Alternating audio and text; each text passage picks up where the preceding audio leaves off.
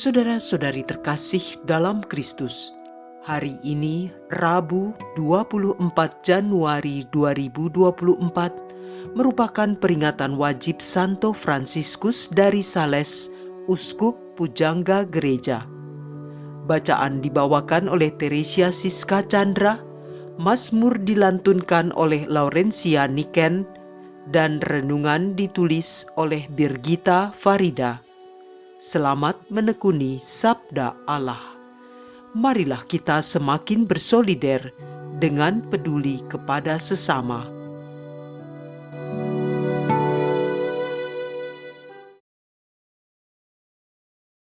Dalam nama Bapa dan Putra dan Roh Kudus. Amin.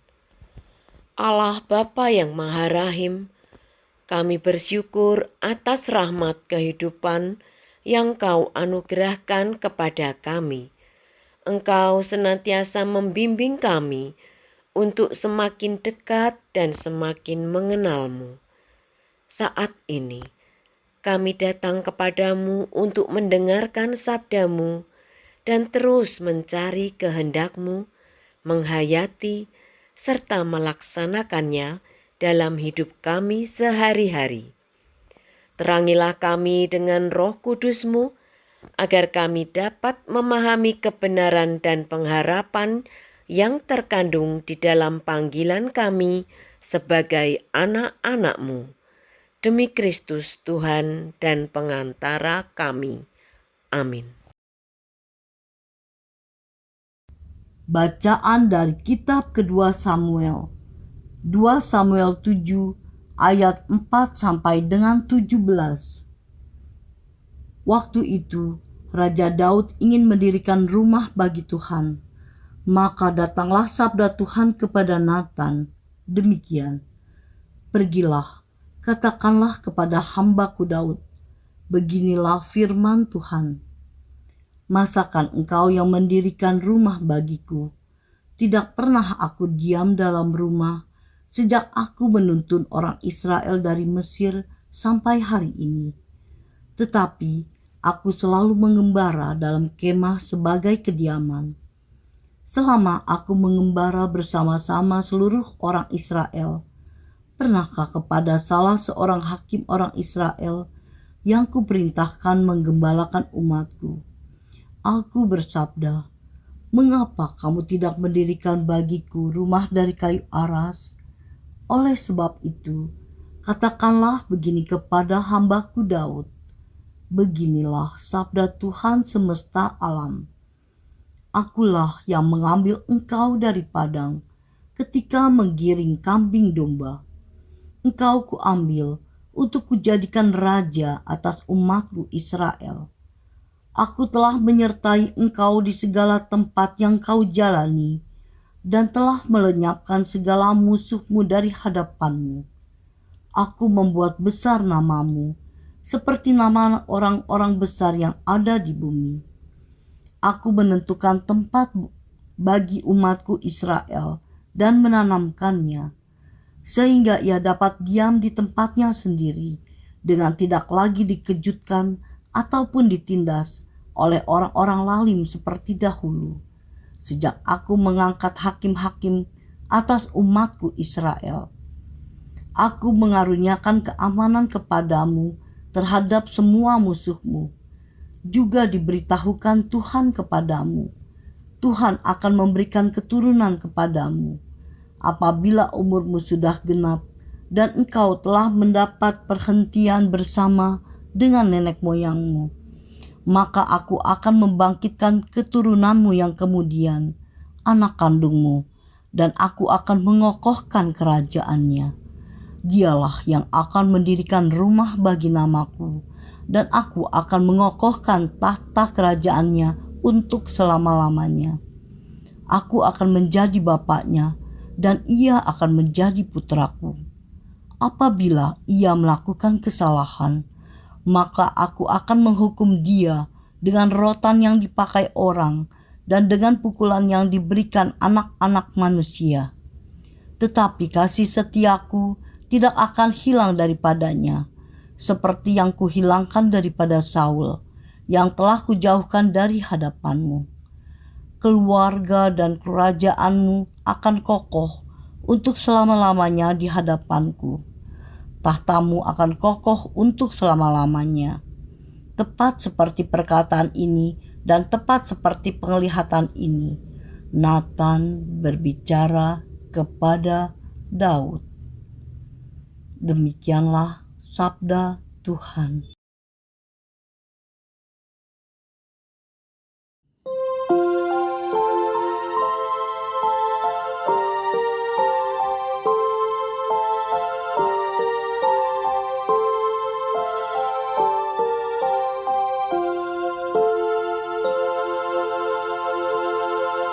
Bagi Dia aku akan memelihara kasih setiaku untuk selama-lamanya. Engkau berkata, telah kuikat perjanjian dengan orang pilihanku. Aku telah bersumpah kepada Daud hamba-Ku. Aku hendak menegakkan anak cucumu untuk selama-lamanya dan membangun tahta-Mu turun-temurun. Bagi Dia aku akan memelihara kasih setiaku untuk selama-lamanya.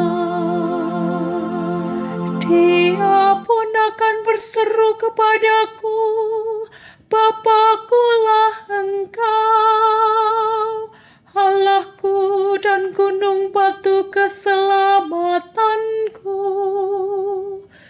Aku pun akan mengangkat Dia menjadi anak sulung, menjadi yang tertinggi di antara raja-raja bumi. Bagi Dia aku akan memelihara kasih setiaku untuk selama-lamanya. Untuk selama-lamanya aku akan memelihara kasih setiaku bagi Dia, dan perjanjianku dengannya akan kupegang teguh. Aku akan menjamin kelestarian anak cucunya sepanjang masa, dan tahtanya seumur langit. Bagi Dia aku akan memelihara kasih setiaku untuk selama-lamanya.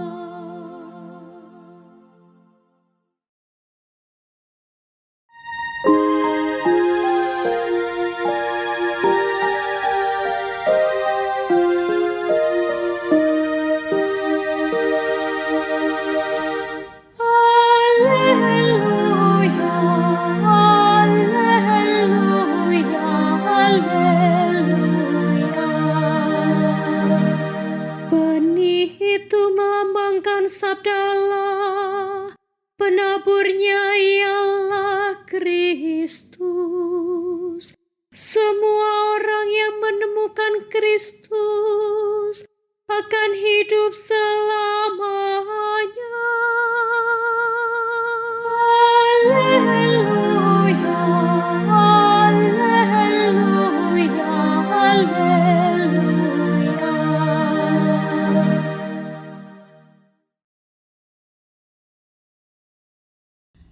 Inilah Injil suci menurut Markus. Markus bab 4 ayat 1 sampai dengan 20. Pada suatu hari, Yesus mengajar di tepi danau Galilea. Maka datanglah orang yang sangat besar jumlahnya mengerumuni Dia. sehingga ia terpaksa naik ke sebuah perahu yang sedang berlabuh, lalu duduk di situ. Sedangkan semua orang banyak itu ada di darat, di tepi danau itu. Dan Yesus mengajarkan banyak hal kepada mereka dalam bentuk perumpamaan. Dalam ajarannya itu, Yesus berkata kepada mereka, "Dengarlah, ada seorang penabur keluar untuk menabur. Pada waktu ia menabur, sebagian benih itu jatuh di pinggir jalan, lalu datanglah burung dan memakannya sampai habis. Sebagian jatuh di tanah yang berbatu-batu, yang tidak banyak tanahnya. Lalu benih itu pun segera tumbuh, karena tanahnya tipis. Tetapi sesudah matahari terbit, layulah ia dan menjadi kering karena tidak berakar. Sebagian lagi jatuh di tengah semak duri, lalu makin besarlah semak itu dan menghimpitnya sampai mati, sehingga benih itu tidak berbuah. Dan sebagian jatuh di tanah yang baik, lalu tumbuh dengan subur dan berbuah. Hasilnya ada yang 30 kali lipat, ada yang 60 kali lipat, ada yang 100 kali lipat." Dan Yesus bersabda lagi, "Siapa mempunyai telinga untuk mendengar, hendaklah ia mendengar." Ketika Yesus sendirian, pengikut-pengikutnya dan ke-12 murid menanyakan arti perumpamaan itu. Jawabnya, "Kepadamu telah diberikan rahasia kerajaan Allah. Tetapi kepada orang-orang luar, segala sesuatu disampaikan dalam perumpamaan, supaya sekalipun melihat, mereka tidak menangkap, sekalipun mendengar, mereka tidak mengerti. Biar mereka jangan berbalik dan mendapat ampun." Lalu Yesus berkata kepada mereka, "Tidakkah kamu mengerti perumpamaan ini? Kalau demikian, bagaimana kamu dapat memahami semua perumpamaan yang lain?" Penabur itu menaburkan sabda. Orang-orang yang di pinggir jalan, tempat sabda itu ditaburkan, ialah mereka yang mendengar sabda. Lalu datanglah iblis dan mengambil sabda yang baru ditaburkan di dalam mereka.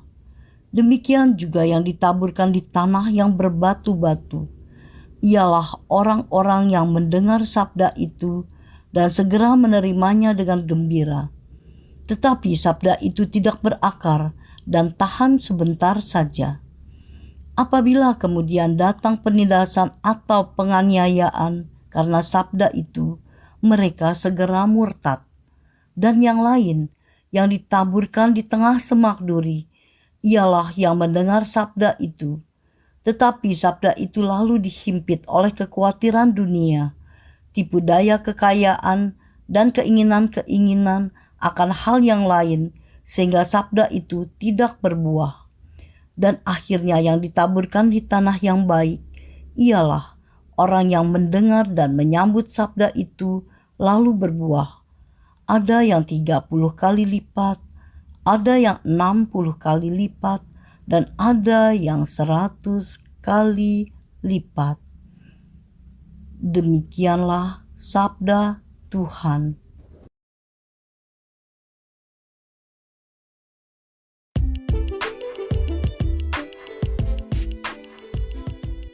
Berbuah bagi kerajaan Allah. Renungan dibawakan oleh Sirila Cahyoyanti.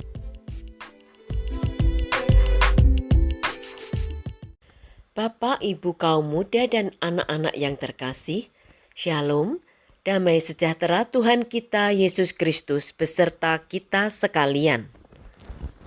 Paus Fransiskus memilih sebuah moto yang dalam bahasa Latin berbunyi Miserando atque eligendo. Moto ini berarti rendah hati dan terpilih, atau Tuhan telah berkenan mengasihi aku dan akhirnya memilih aku. Moto dari Bapa Suci Fransiskus ini diambil dari homili Santo Bede seorang imam agung yang mengomentari kisah Injil tentang panggilan Santo Matius pada Injil Matius bab 9 ayat 9 sampai 13. Karena dia melihatnya melalui mata belas kasihan dan memilihnya. Homili Santo Bede memberikan inspirasi mengenai meditasi pada belas kasih Allah. Yesus memanggil Matias bukan karena siapa dia pada saat itu, yaitu seorang pemungut cukai dan pendosa. Namun, Yesus memanggilnya karena ia tahu akan menjadi siapakah Matias nantinya apabila ia mengatakan ya kepada rahmat Allah. Dan kita tahu bahwa Matias menjadi salah seorang rasul Yesus dan penulis Injil. Santo Bede mengatakan pada saat ia mengatakan ya pada panggilan Tuhan, Matias menarik sejumlah besar pendosa ke jalan keselamatan yang sama dengan yang dilaluinya. George Bergoglio, demikian nama lahir Paus Fransiskus pada usia yang ke-17, mengalami secara istimewa kehadiran penuh kasih Allah dalam hidupnya. Setelah mengaku dosa, ia merasa hatinya tersentuh. Ia merasakan turunnya rahmat Allah atas dirinya. Dengan mata kasih-Nya yang lembut, ia dipanggil kepada hidup beriman, mengikuti teladan Santo Ignatius Loyola. Spiritualitas belas kasih yang menjadi moto Paus Fransiskus kemudian diwujudkannya dalam karya-karya kepausannya. Dalam anjuran apostolik Evangelii Gaudium di tahun 2013, saat ia menjabat menjadi paus, ia mendorong gereja agar lebih berani dan berkomitmen untuk keluar menjumpai yang menjauh dan menyambut yang tersingkir. EG artikel 14. Beliau tegaskan, saya lebih menyukai gereja yang memar, terluka dan kotor karena keluar di jalan-jalan daripada gereja yang sakit karena menutup diri dan nyaman melekat pada rasa amannya sendiri. EG artikel 49. Maka gereja diajak sungguh-sungguh membagikan kabar gembira Injil dengan penuh sukacita. Paus Fransiskus juga mendeklarasikan yubelium luar biasa kerahiman yang dimulai pada tanggal 8 Desember 2015 sampai 20 November 2016, yang sebenarnya secara normal dirayakan setiap 25 tahun. Tahun suci luar biasa ini menekankan pentingnya kerahiman atau belas kasihan. Sebuah ayat yang terlihat sederhana di dalam kitab suci telah mengubah hidup Paus Fransiskus secara radikal. Firman yang ditaburkan telah menjadi benih yang berakar kuat, bertumbuh subur, dan menghasilkan buah yang berlipat ganda. Karya-karya belas kasih Allah semakin tersebar luas dan memberikan dampak besar bagi umat manusia. Selain Paus Fransiskus, kita juga mengenal tokoh lain yang juga sangat dikagumi oleh dunia, yaitu Santa Teresa dari Kalkuta. Firman Tuhan yang telah mengubah hidupnya dan menjadi dasar dari setiap pelayanannya adalah perkataan Yesus bahwa sesungguhnya segala sesuatu yang kamu lakukan untuk salah seorang dari saudaraku yang paling hina ini, kamu telah melakukannya untuk aku. Dari Matius bab 25 ayat 40. Diinspirasikan oleh ayat kitab suci ini, Bunda Teresa telah memberikan dirinya untuk melayani orang-orang miskin dan yang tertindas. Ia menghabiskan hampir 40 tahun sisa hidupnya di kawasan paling kumuh di Kalkuta, India. Ordo yang dimulainya dengan 13 orang anggota, di tahun 2020 telah memiliki 5.218 anggota baik biarawan dan biarawati. Ia telah menjalankan 610 karya misi di 123 negara sepanjang hidupnya. Pada Injil hari ini, Yesus menyampaikan perumpamaan tentang penabur. Yesus menjelaskan bahwa benih yang ditaburkan itu adalah firman Allah dan sang penabur adalah Allah sendiri. Dalam perumpamaan ini, Yesus berfokus pada benih dan tempat di mana benih itu jatuh. Benih tersebut jatuh di berbagai jenis tanah, yakni di pinggir jalan, di tanah berbatu-batu, di tanah semak berduri, dan di tanah yang baik. Berbagai jenis tanah ini dapat dipahami jika kita mengenal tradisi pertanian di Palestina. Seorang petani menabur benih sebelum tanah dibajak, sehingga tidaklah mengherankan jika benih itu jatuh di berbagai jenis tanah. Pertumbuhan benih sangat tergantung pada jenis tanah di mana benih itu jatuh.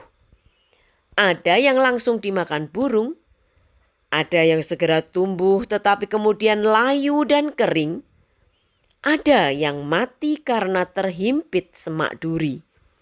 Tetapi ada juga yang tumbuh dan berbuah. Berbagai jenis tanah ini dikaitkan dengan penolakan dan penerimaan terhadap firman Tuhan yang ditaburkan oleh Yesus sendiri. Yesus kemudian memberikan tafsiran atas perumpamaan itu kepada para murid-Nya. Benih yang jatuh di pinggir jalan menunjuk kepada orang yang mendengar firman tentang kerajaan surga, tetapi tidak mengerti ataupun tidak mau menyediakan waktu untuk memaknai sabda, sehingga kemudian dirampas oleh si jahat.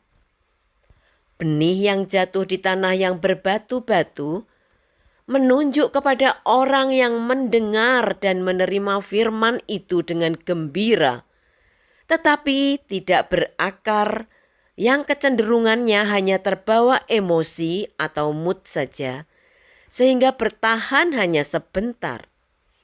Benih yang jatuh di tengah semak duri adalah orang yang mendengar firman, tetapi kekhawatiran, tipu daya, kekayaan, dan kenikmatan duniawi menghimpitnya, yang semuanya itu kekuatannya lebih besar daripada imannya, sehingga ia tidak berbuah.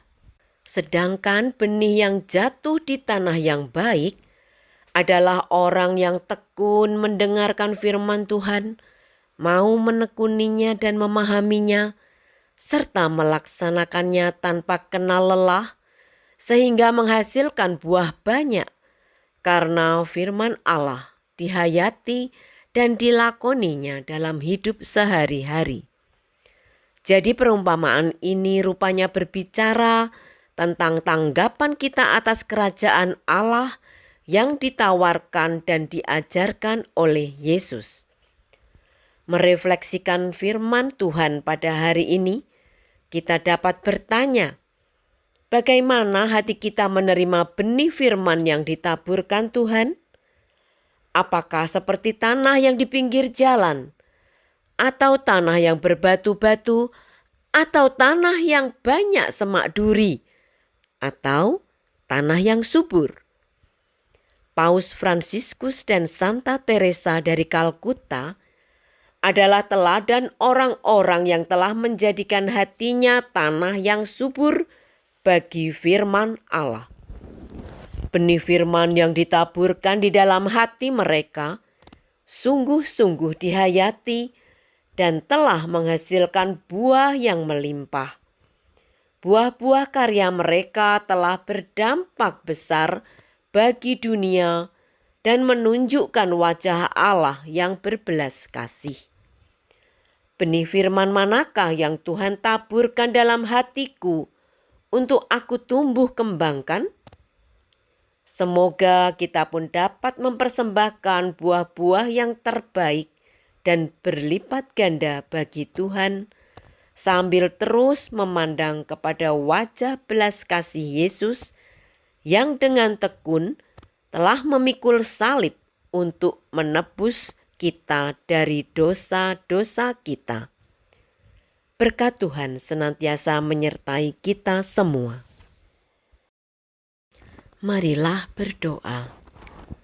Allah yang penuh kasih setia, kami sungguh bersyukur karena Engkau telah memilih kami yang tidak layak ini, bahkan sebelum kami dilahirkan, untuk menjadi anak-anak-Mu. Curahkanlah Roh Kudus ke dalam hati kami, agar kami senantiasa menjadi tanah yang subur bagi benih-benih firman-Mu. Ajarilah dan bimbinglah kami untuk terus memegang teguh iman kami, sehingga kami dapat melawan setiap godaan dan cobaan yang datang untuk mencuri atau menghimpit firman-Mu. Lembutkanlah hati kami untuk tetap mau terus terbuka dan bekerja sama dengan Roh Kudus-Mu, agar benih firman yang Kau taburkan dapat berbuah baik dan berlipat ganda bagi kemuliaan kerajaan-Mu. Demi Kristus Tuhan dan Penyelamat kami. Dalam nama Bapa dan Putra dan Roh Kudus. Amin.